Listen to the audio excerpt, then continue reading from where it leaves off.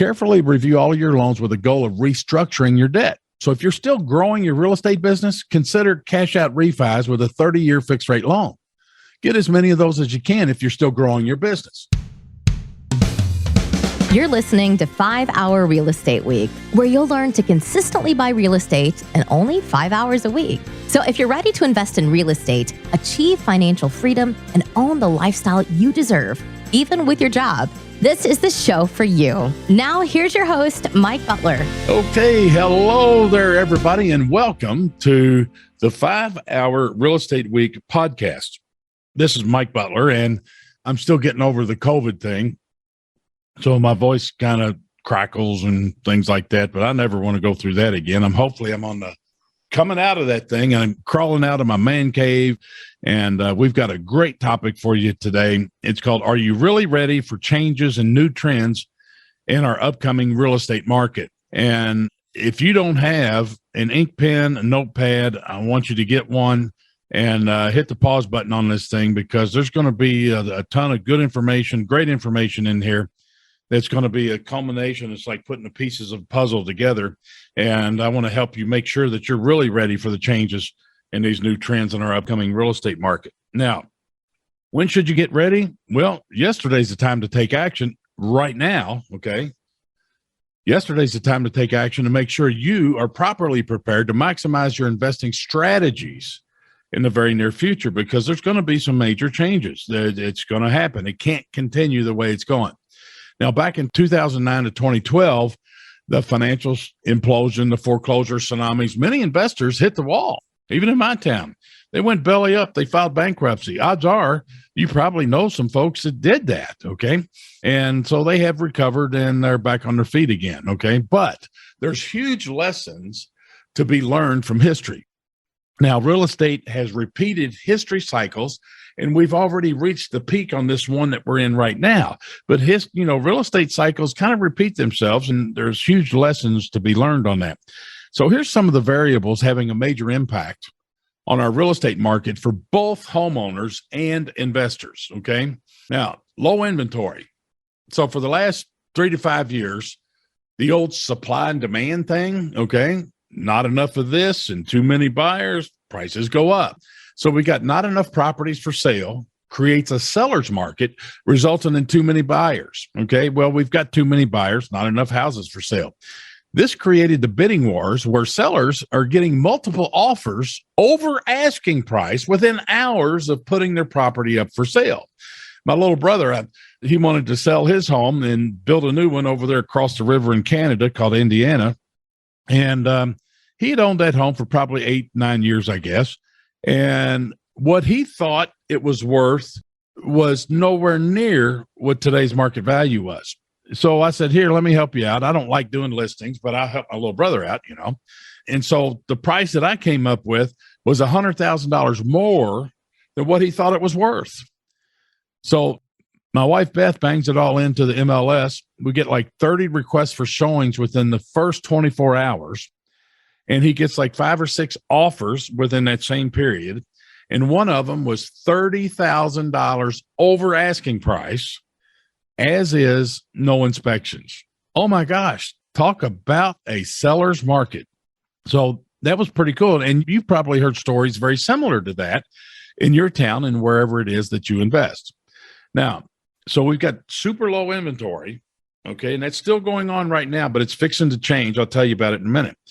Now we've got super low fixed rate loans. So since the last tsunami, that financial foreclosure tsunami, what have the interest rates been for the last 10 years or so?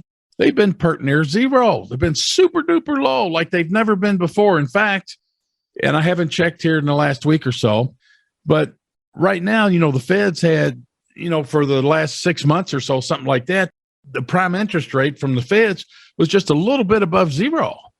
That's crazy insane. My daughter refinanced her home, got 2.5% fixed for 30 years. Our good friend Randy Hammer, you may have heard him on here before. He jumped a loan down in Florida, and it had a 2.1% fixed rate loan that he was able to step in and jump the loan. So super low fixed rate loan since the last cycle. And we've never seen anything like that. The lowest they've ever been in history for the last 10 years.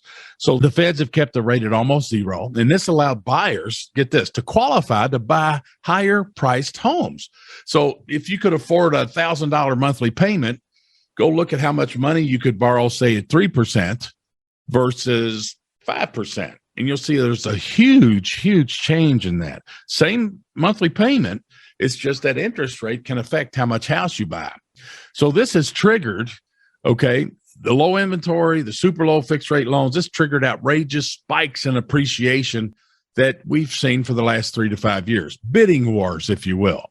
So now, okay, on top of all that, what has also been going on is lenders have loosened up the qualifying standards. So immediately following the last tsunami, lenders canceled home equity line of credits. They canceled credit cards. And believe it or not, they went back to using credit scores to qualify to get a loan. And that made it much more difficult for folks to get approved for loans, especially for investors. Okay. Prior to the collapse back in 2009 to 2012, all you had to do was fog a mirror and you could get a loan. No income, no docs needed, all this. That was crazy insane. And so we went through that cycle, that mess, and huge lessons were learned. So for the last several years, lenders have really loosened up their qualifying standards again, resulting in a market that's chock full of buyers. Here's some proof. Recent and massive explosive growth in memberships of your local RIA groups, real estate investor associations, landlord groups, anybody that wants to invest in real estate, okay? Those associations, groups, whatever you want to call it, those have exploded in their membership, okay? And so proof of that is this. When we had the last financial tsunami, 9 to 12, what happened to all these live success seminars? And you could go to these big old things held in big auditoriums where people would come out and they're going to sell you and train you on how to do this and how to do that in real estate. That all dried up, didn't it? Well, what happened to the memberships in your local RIA groups? They dried and shriveled up too. Okay. And I can remember in 2011, my local group that was used to having 800 members was down to 44 active members. Okay. And so a lot of these groups, they disappeared after that last tsunami. Now, in our region, Ohio, the state of Ohio, the Ohio Real Estate Investors Association, they host an annual investor training convention in Cincinnati.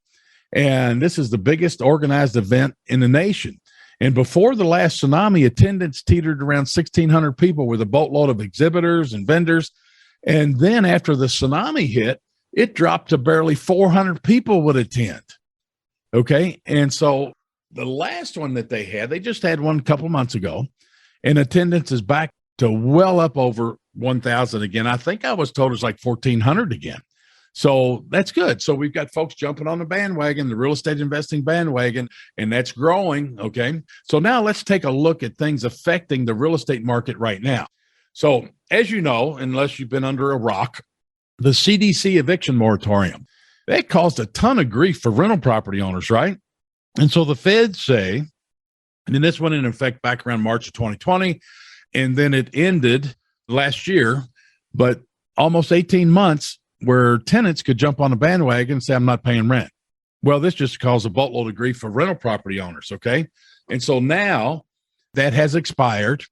And so even though the federal eviction moratorium is over, okay, each individual state, city, county, whatever, they can create their own little baby eviction moratorium. So stay in tune, stay up to date with what's going on in your town.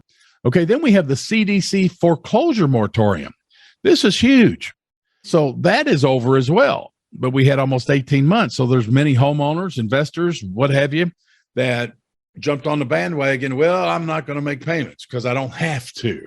Okay, so lenders, the foreclosure moratorium, lenders were not allowed to foreclose on properties for almost 18 months on anything that had a federally backed loan. Okay, this included both homeowners and rental property owners. So these two federal moratoriums have expired and the foreclosure proceedings are active again. Now, remember, like I said on the eviction moratorium, some states and cities have created their own moratoriums extending these expiration dates. So make sure that you're current and up to date to that. Now, here's what we saw all over the news. there was something called forbearance. And this was promoted heavily during the onset of the COVID-19 shutdowns that began in March of 2020. Network News encouraged real estate owners to contact their lender to enroll or sign up for their forbearance program. Okay. Now, most loan documents, whether it be the mortgage or the promissory note or this and that, they have a very small 2-line paragraph mentioning forbearance. However, get this, the details are never spelled out. They say, yeah, they have a forbearance program, okay, but it doesn't tell you the details of it. There's no fine print. So each lender, they can have their own forbearance program. So you might have Wells Fargo might have, here's their forbearance program. You might have Fifth Third Bank has theirs and what have you. So each lender, they can have their own version of their forbearance program. There's no universal standard or procedure like set up by the federal government on it. So many real estate owners, seeing all this stuff on the network news, they believed that this is their lifesaver, allowing them to survive the COVID shutdown. So here's what many were told on the network news. Contact your lender, sign up for their forbearance plan program, and your lender will allow you to go 6 months with no loan payments. Sounds pretty good, don't it? But you don't know what the fine print is. So unfortunately, these news outlets failed to tell the borrower to get all the fine print and details about their lender's forbearance program. So many folks signed up for it. Most lenders allow 6 months of no payments, but here's what they fail to tell the borrower. On the 7th month, you go 6 months with no payments. On the 7th month, the borrower must make their loan current. This means they got to pay all the 6 months of deferred payments, many with late charges and extra fees, plus the 7th monthly payment. And that is brutal. So I can't tell you how many folks, homeowners and investors, both were blindsided by this. And this happened also in that last financial tsunami we had in 2009 to 2012. So you stop making payments. This shows up on your credit report, destroying your credit score for non-payment. They don't tell you that when you sign up for the forbearance program. And many investors that have more than one property in one loan. So just imagine a nightmare discovering the fine print in a week or two before your 7th month payment is due and you got more than one loan. Whoa, that is brutal. Okay. So they had the foreclosure moratorium going on. Now you combine this, watch this one, and interest rates. This huge variable is already affecting our real estate market right now. Okay. The crazy high priced sellers market cannot continue. It just can't. There will be a major adjustment in our market. Why? Because history says so. So for the last 12 to 18 months, my opinion on a market adjustment will be the result of all of these things combined, including the Feds raising the interest rate. So for the last 12 months, my gut feeling on the excuse the Feds would use to raise the interest rates would be to curb inflation. Okay. Yeah, we're going to curb inflation. We're going to raise the interest rates to curb inflation. Okay. Well, this seemed to be a bullseye. Okay. And that's what they actually did and are doing. But never, ever did I expect the Feds to announce that they're planning on raising the interest rate 2 to 4 times this year. Not raising it once, raising it 2 to 4 times. They're telling the public, they're telling everybody, we're going to raise your interest rates 2 to 4 times in 2022 to curb inflation. Wow. So let's put all the pieces of this puzzle together right now. Okay. So inventory of properties for sale are going to grow. Then we're going to be back to the old supply and demand scenario. So too many properties for sale and not enough buyers. What happens to the prices? Well, the prices are going to plateau. They're even going to drop in some markets depending on where you invest. Now, let me tell you what happened in my town, and it happens in most towns like Mayberry, and this was based on the last financial tsunami. Who took a bath? The luxury homes. The multi-million-dollar luxury homes they were building, 8,000, 10,000, 15,000 square feet. They took a bath. So something that was selling 2.3 million, 2.5 million in my town, boom, it went to the courthouse. You could pick it up, $400,000. Okay. They're no longer building those luxury mansions anymore. They've come down to the real world for a lot of reasons. Now, the other end that took a bath on the last financial tsunami was the low-income neighborhood properties. So back then, we could get appraisals, sell them for $100,000. Right now, I see in my town, you can go into low-income neighborhoods And an investor that goes in there and rehabs it, fix it up nice and make it all wonderful, okay, they're getting $200,000 for these things. Well, what's going to happen when this market changes? I can tell you what happened last time, okay? Prices dropped. They dropped on those low-income neighborhood houses. I was able to pick them up for $10,000, $15,000, and they'd rent for $700 or $800 a month. Now, I can't say that history is going to repeat itself to that level, but I am very confident that the ones that are going to take a bath are going to be the high-end homes and the low-income neighborhoods, okay? The median price homes, like the first-time homebuyer homes, you're going to see that appreciation is going to slow down and almost stop.